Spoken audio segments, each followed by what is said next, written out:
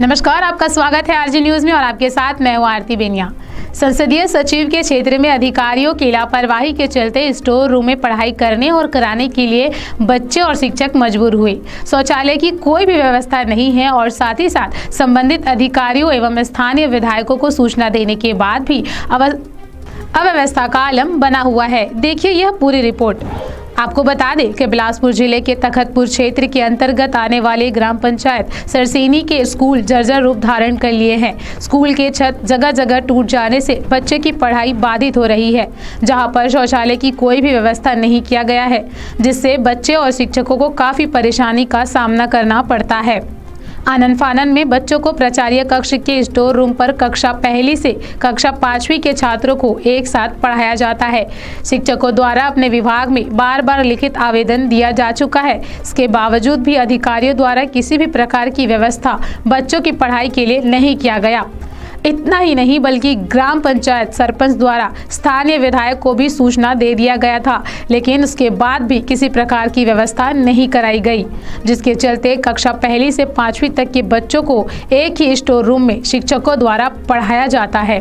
बता दें कि 5 कक्षा के छात्रों को कैसे एक रूम में पढ़ाया, शिक्षक भी सोच की स्थिति में डूब जाते हैं। तो वही सभी कक्षाओं का अलग अलग पढ़ाई कराया जाता है, जिससे बच्चों को समझने में काफ़ी मुश्किलों का सामना करना पड़ता है। अब देखने वाली बात यह होगी कि स्थानीय विधायक एवं संसदीय सचिव रश्मि आशीष सिंह की जानकारी होने के बाद भी स्कूल की हालत ऐसे ही जर्जर रहती है, या फिर एक ही स्टोर रूम पर 5 क्लास के बच्चों को एक ही साथ पढ़ने व पढ़ाने पर शासन प्रशासन द्वारा मजबूर किया जाता है।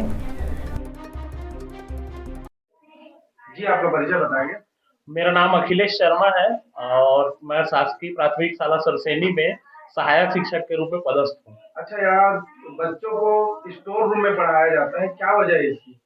सर, हमारे यहाँ पिछले 4 साल से शाला भवन का जो स्थिति है वो पूरी तरह से जर्जर हो चुका है और छत जो है वो मतलब नीचे गिर रहे हैं, और जिसके कारण वो उसको डिसमेंटल घोषित करके वो भवन को बंद कर दिया गया है, शाला भवन को। और बच्चे को एक कक्षा में हमारे यहाँ 5 क्लास जो है पहली से लेकर 5वीं तक की कक्षा संचालित होती है, वो हमारे यहाँ एक कमरे में संचालित हो रही है, और वो भी प्रधान पाठक कक्ष के बगल में एक जो स्टाफ रूम का जो कक्ष है, स्टोर रूम कह दिया जाए उसको, वहाँ संचालित होती है। अच्छा, इनकी जानकारी आप अपने विभाग के अधिकारियों को दिए हैं? जी, हमने इसकी जानकारी पिछले 4 साल में पत्र व्यवहार के माध्यम से हमारे बीओ कार्यालय तक पहुंच चुका है, फिर डीओ कार्यालय तक भी इसकी सूचना दे चुके हैं, और सरपंच महोदय को भी हमारे यहाँ जानकारी है कि भवन पूरी तरह से क्षतिग्रस्त हो चुका है और पढ़ाई मतलब एक कमरे में संचालित होती है। जी, सुनने में आया है कि यहाँ जो स्थानीय विधायक है वो भी आके मुआयना कर लिए, क्यों नहीं हो रहा है काम आपके यहाँ?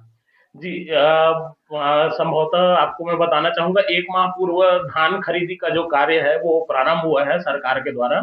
तो उसमें विधायक महोदय के द्वारा ये संलग्न थे कि वो सकर्रा या पास के स्थानीय गांव में आए हुए थे धान खरीदी केंद्र का शुभारंभ करने।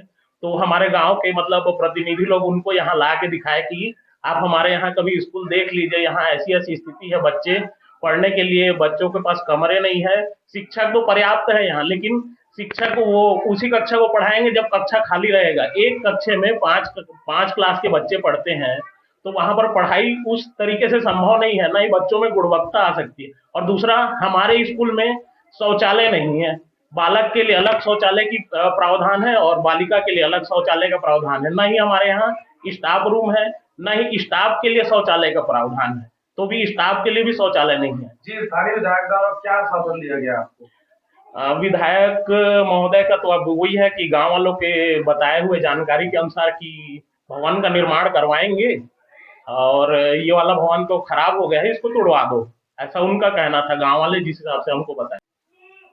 जी सर, अपना परिचय देंगे।